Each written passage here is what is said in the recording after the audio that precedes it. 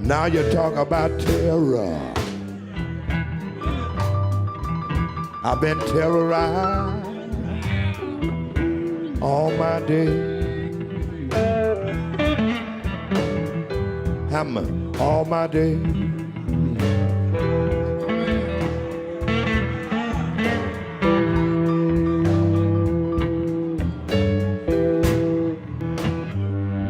Hi, I'm Chris Hedges. Welcome to Days of Revolt. Today we're going to be discussing trade agreements such as the TPP, which Ralph Nader calls the most brazen corporate power grab in American history. We'll be talking with attorney Kevin Zeese, former Green Party candidate in Maryland for the Senate and one of the leaders of Popular Resistance. Welcome, Kevin. Thanks for having me on. So let's begin with this quote from Ralph, who I think you were Ralph's spokesperson in 2004, was it? In his most popular year after 2000. Right, there you go. It was a pleasure to work with Ralph that year. Well, I think we're both huge admirers of Ralph Nader. And so this is Ralph's response when I called him up after the TPP was, the Transatlantic Trade and Investment Partnership was made public. The TPP, along with the World Trade Organization and the North American Free Trade Agreement, is the most brazen corporate power grab in American history.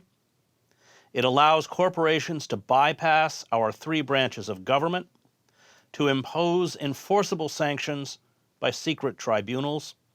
These tribunals can declare our labor, consumer, and environmental protections to be unlawful, non-tariff barriers subject to fines for non-compliance.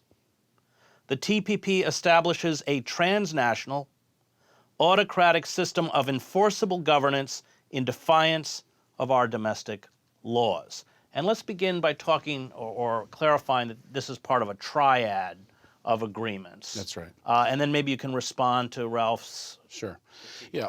President Obama has been pursuing in secret negotiations three major trade deals that will create a complete global network of laws that favor corporations. These laws have been written of, by, and for the corporations. We've gotten to see one of them, the Trans-Pacific Partnership, and it's not as bad as we thought. It's worse. Right. And that's the TPP that covers the Asian countries. About 12 countries are involved in that. And it's 40% of the GDP. Right. And then they have another agreement, the TTIP, the Transatlantic Trade and Investment Partnership, which was with Europe. And then the third one, which is the biggest one that's got the least attention and maybe have the most impact, is TISA, the Trade and Investment Services Agreement. And that covers services, which is 80% of the U.S. economy. Now we're talking about postal services, educational services, health services, accounting, legal services, 80% of the U.S. economy. And so that's a massive deal. So these are three deals. TISA has 50 countries involved. What's not in any of these deals, by the way, is the BRICS countries, Brazil, Russia, India, China, and South Africa. The BRICS countries are kept out. Pretty interesting. I think that's because what we're looking at here is really a next stage of the global capitalist empire dominated by the United States and Western corporations. That's what this is part of. And so I think it's important to put in that concept. It's not a coincidence that while we're negotiating TPP, we're also doing, Obama is also doing a Asian pivot surrounding Right. China with military. It's not that we're doing TTIP with Europe at the same time that Obama is ringing Russia with NATO military troops, because this is part of a global empire that the U.S. runs pretty much on behalf of global transnational corporations. And now it should be clear in the second set of agreements that you mentioned, we haven't seen those yet. We haven't seen it. The only reason we're seeing TPP is because we had an intense fight in Congress over the issue of fast track. Fast track is trade authority for Obama, where he can sign the agreement before Congress considers it, limits Congress's power greatly to an up or down vote. This was something, created or dreamt up by the Nixon. Nixon was the first president to have fast And essentially track. it eradicates the possibility of public debate. Exactly. Congress holds no hearings, there's no testimony, no witnesses. And they're not allowed to make any amendments, no changes, nothing. Up or down vote, that's it. And in the Senate, there's no filibuster, so it's only 50%. You can't force them to 60 votes. It's only 51 they need.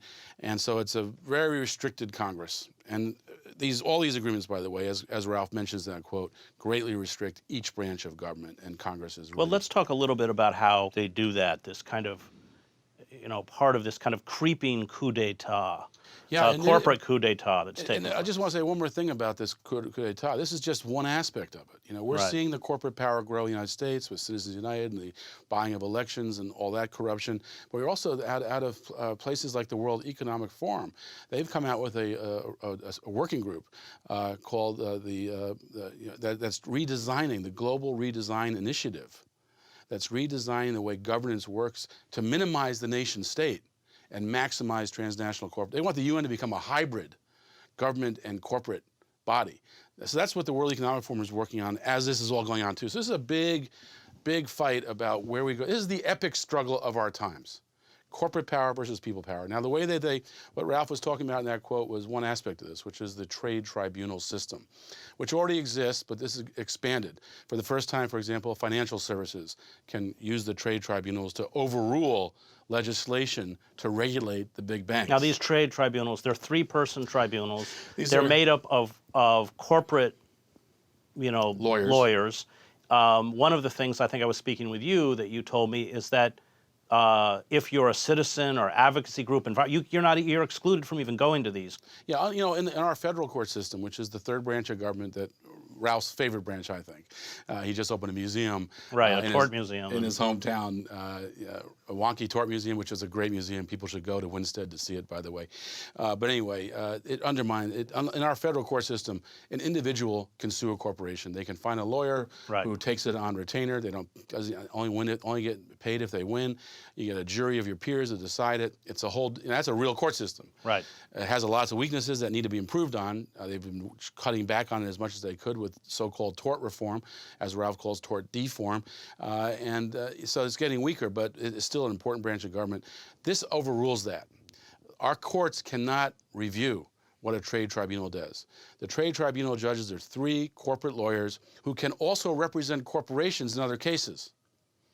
So there's a real conflict of interest there, because if you're a lawyer who's filing suits on behalf of corporations, these trade tribunals, you want to broaden the power of the trade tribunal and the corporation. So as a judge, you can decide things that say corporations have this power, corporations have that power. No, that the security issue doesn't matter. The corporation still wins.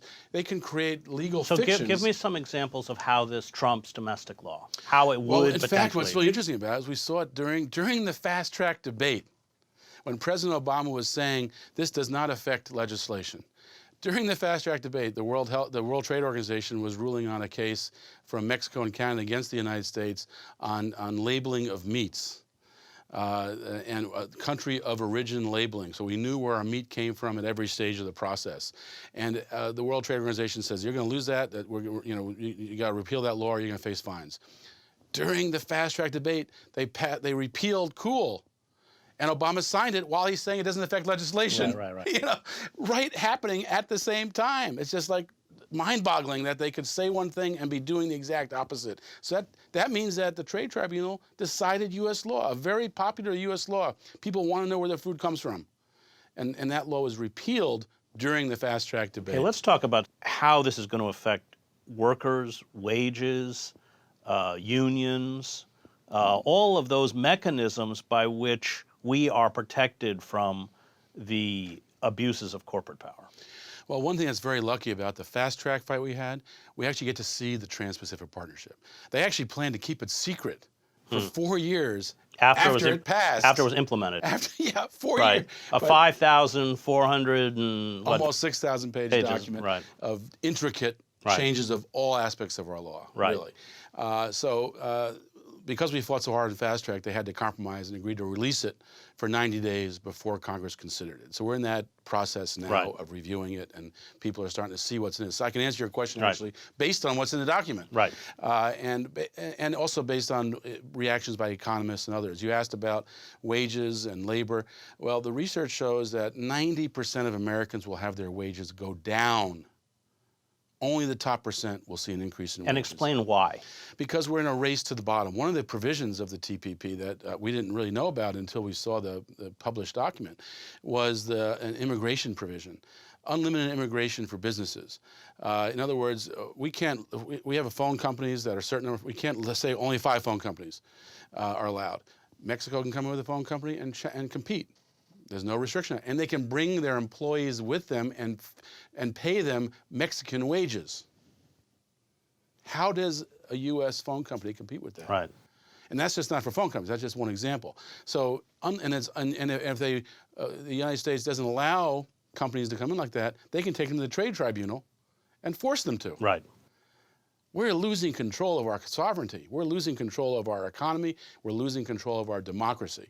On the environmental let's go back to wages, because you had made a point in this interview that I did with you. Wages in Vietnam are what, 35, 65 cents an hour, and that in essence, this trade agreement forces the American workforce to become quote unquote competitive in a global market. Yeah, and how is that possible? How can American workers, when 51% of Americans right now are earning under $30,000 a year, near the poverty level, near the government's poverty, which is already, in reality, poverty is much higher than that. Right. But even with that artificial poverty, most workers are earning that now. How can we compete with 60 cents an hour in Vietnam, with 90 cents in Which is Peru? essentially what these agreements are forcing us to do. What they're doing is they're giving corporate power the ability to force down wages, to go where the wages are lowest, to go where they can get the cheapest resources, to where the most lax laws on taking resources out of the ground. On all these issues, it is a race to the bottom. And so people have to rise up now. Right. Because this race to the bottom will affect every aspect. Our foods will be less safe. Right. The provisions now allow for a corporation, when food's being inspected at the border, a corporation can stop the inspection if it's going to take too long, if we have to send it in for testing to see what kind of poisons are in it. The corporations can sue to stop that. So the ISDS, they can sue if there's any interference by government for projected profits. Exactly. And that's another thing about this. In addition to having these corporate lawyers who also serve as corporate lawyer judges and corporate lawyers deciding, they can decide the penalty. And the expected profits is one of the penalties that can So give me an example of how that might work. A fracking company decides to frack in an area. The government then decides that fracking is illegal, it's too risky for the environment in that area, it's too close to the underground water supply, and they ban it. Or they even regulate it. Right. A fracking company a foreign fracking company, because domestic companies don't have this power, just the foreign companies can sue. So actually our domestic companies are put at a disadvantage. Right. The foreign company can sue not just for what they invested in starting the process of figuring out fracking and testing wells and stuff, but also for their expected profits, what they thought they were going to make before the government acted in the public interest. So it just eviscerates the potential of public interest. I mean, in the United States, we'll have problems with that too, but can you imagine a poorer country like Vietnam where there's desperation? Are they going to pass a law that raises wages? Are they going to pass a law that protects the environment? Are they going to pass a law that requires worker safety or consumer standards when they know they can be sued by Goldman Sachs or by Monsanto? Well, and we also know that those laws, even when they're passed, are almost never enforced. I mean, we see that in places like Vietnam or China. That's right. You have lots of unions in China, but they're unions that are friendly. The government unions. Run. And that's what Obama's talking about, how great it is that Vietnam's going to have unions. Well, yeah, they'll be unions in name only. They will be unions that Well, work. Obama has said that the TPP reverses the more egregious acts by previous trade agreements like NAFTA. It's the exact opposite.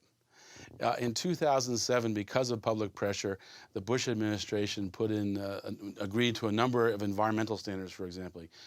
That doesn't exist any longer. Labor standards weakened. There's no enforcement of labor or environmental standards. And the environmental standards are written in such a way that they're unenforceable. Well, and we should also throw in that you can have the climate change conference in Paris. Exactly. They can pass non-binding agreements, and essentially these trade agreements obliterate them. Exactly. If this trade agreement, for example, puts any block on extreme energy extraction, and the Paris conference says you have to stop, extracting tar sands and fracked gas because of the climate effects, guess who wins?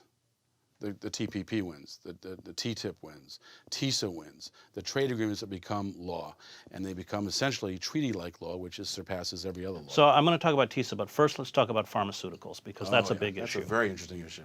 It's interesting in two ways. One, we think pharmaceuticals got a great deal here. They're going to be rising prices. Explain why. There'll be U.S. rising prices exported to the world because we've created this system of patents that gives great protection to monopoly. And we've also thwarted the possibility of generic drugs. And part of that, the one way you can enforce the patent is you don't allow the generic drugs to use the research done for the pharmaceutical drug when they get a generic for a certain number of years. And so that makes it almost impossible for a generic to come on the market. They can't afford to do the research. They're blocked from getting on the market for many years. But it's interesting, the pharmaceutical companies actually oppose this agreement because they didn't get enough on biologic drugs. Yeah, right. You know how capitalism is. Right. It's never enough, right? Right. We want more. I know we're gluttonously fat, but we need more. Right. And so they're actually fighting this. And one of the interesting things is the corporate divide on this. Pharmaceuticals want a better deal. Orrin Hatch, who's the most important, other than Mitch McConnell, most important member of the Senate. He's the chair of the Senate Finance Committee, who's very into the pharmaceutical pockets. He is saying this is a bad deal. We should probably wait till 2017 before we consider it. We can get a better deal with a new administration. And the tobacco companies are angry as well because they've been cut out of the ISDS process to some degree. And so Mitch McConnell is a big tobacco guy, so he's not too happy with it. So there's some interesting divides there. If the TPP goes through, I had read the price of pharmaceuticals are going to rise. No question. I think the pharmaceuticals got a great deal. And why will they rise? They will rise because it's an enforced monopoly. It's an enforced monopoly through patent. Was it for 8 years or something? And then it can be renewed if they change the formula, or they, if it's now it's not just for headaches, but for stomach aches. If they go from a pill to a drink, so there's all sorts of ways they can extend the patent. Let's talk about unions. What's this going to do to labor unions, legitimate labor unions, not government-run? Well, it's going to mean that if a country puts in place a law that allows for collective bargaining, for unions to be formed, it'll allow that to go to a trade tribunal to be challenged. And there are there's some talk about labor standards, but there's no enforcement. The only way you can have enforcement of these tribunals is if people are given the right to go to court. And they don't have that. And they don't have. If you're not a corporation, you can't use these courts are unlike the federal courts. These courts are only for one party. Corporations, well, and government too. So corporations and government are the only ones that use these tribunals. If you have a community that's polluted by a foreign corporation, no lawsuit. Right. If you have a union that's destroyed, no lawsuit. If you have consumers who are injured by poison products, no lawsuits. People have no way to sue. And if the trade tribunal reaches an opinion that's absurd, our federal courts can't review it. There's no appellate process. Okay, let's talk about TISA because it's extremely important, as you have pointed out. It has the capacity to destroy the Postal Service, public education, and explain that process, how TISA, the mechanisms within TISA will do that. The Trade in Services Agreement, TISA, is focused on its basic thrust is privatization and commodification of public services. That's its basic thrust, as well as some private services like accounting and others. But all three of these agreements really have a distaste for state-supported or state-owned enterprises. Something like the Postal Service is a state-owned enterprise. Right. And it's a one-way street with TISA. It's move toward privatization, move only in that direction. Once something's privatized, it cannot be made public again. And so that's the exact process. But they've built into TISA ways that virtually undercut the possibility of public services to maintain themselves. They insist that any public service, a state-owned enterprise, all the special privileges a state-owned enterprise gets as far as taxes and investment and such, need to also go to the private. They call it leveling the playing field. Leveling the playing field, except when it comes to monopolies. Then we unlevel the playing field in favor of the monopolists. But when it comes to things like public services, and that's just, I think, that's why I say this is the epic battle of our times, because this is really about corporate power versus people power. It's about democracy versus a corporate What's left rule. of democracy? What's I mean, left they of have democracy? gone- We have a very managed democracy in Yes. this country. That's it's hard to call. I call it a mirage democracy, with managed elections, because that's what we've really come. Well, down and we to. have figures like Hillary Clinton, who has been, utterly obsequious to corporate power throughout his entire You career. can make a long list of the obsequious to corporate Sure, power. but I mean, Hillary she's is out. very She's clear. out there opposing the TPP. Former Walmart board member, Right, who's now opposed to the TPP because it's so unpopular. Right, but and when but she's in office, we don't expect much. No, well, we got that with Obama. So you have been through popular resistance, organizing, and started after the TPP was made public. A series of events. Perhaps you can talk about them. You have actions coming up tomorrow, Tuesday, as well as Wednesday in Washington, and perhaps you can tell us what those are. Sure. We've been actually organizing on TPP for 4 years, before most people knew what it was. And we've been organized for this event since July. And it got picked up speed a lot when the TPP was made public. But we knew something would be going on now. So we started organizing in July. We knew this would be an important time. And it's worked out to be really well timed. And what we're trying to do with these is to challenge all of the power structure that's behind the TPP. So the first day focuses on the trade representative, where the negotiations happen. The frame there is betrayal. And in the afternoon, we focused on the Chamber of Commerce, which is the biggest funder, and the K Street lobbyists, which spent $500 million on lobbying for fast track in the last season. In our system of legalized bribery. Legalized they get bribery. What they want. It is really legalized bribery.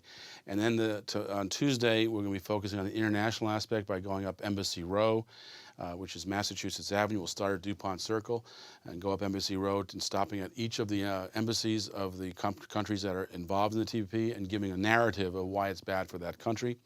And then on the final day, Wednesday, we'll be focused on Congress, and there'll be both the traditional lobbying, which I don't like, Right. I don't bother with, but other people like it, and so they can do that. There'll also be protests and petitions delivered and all those kinds of things. In the afternoon, we're going to go to Cove Point, which is a southern Maryland community that is being faced with a very dangerous export terminal for fracked gas. Exporting gas will be made much easier if the TPP becomes law. I know you feel, as I do, that, writing letters, sending petitions, being involved at this point in electoral campaigns is certainly on the national level and on the state level. Perhaps we could argue on the local level, like Shama Sawan in Seattle, it's worthwhile. But that the only mechanism we have left by which we can halt this corporate coup d'etat is through direct action. Well, that's what we call ourselves popular resistance.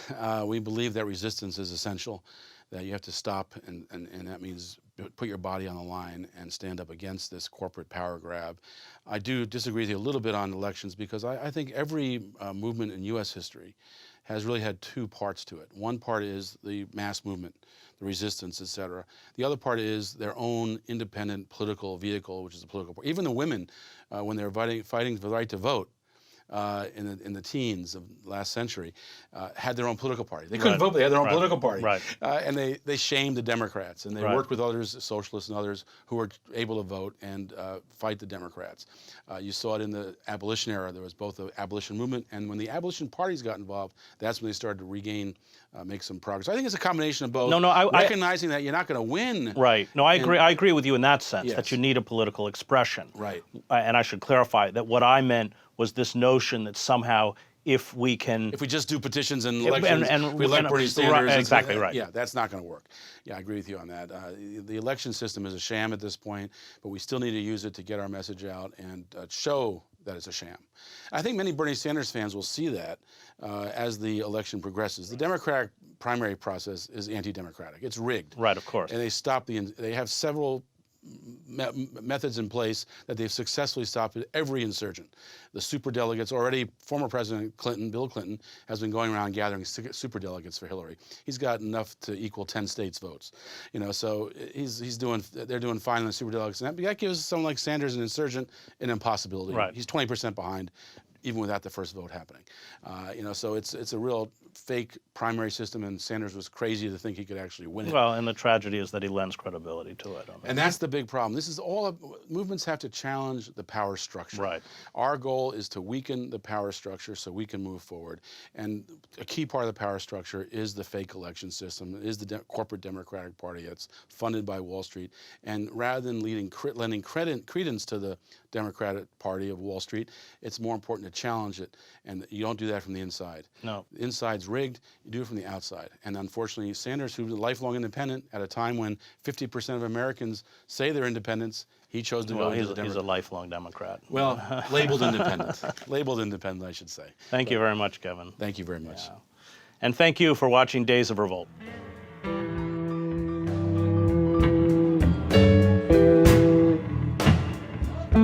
Had to eat out the watermelon patch.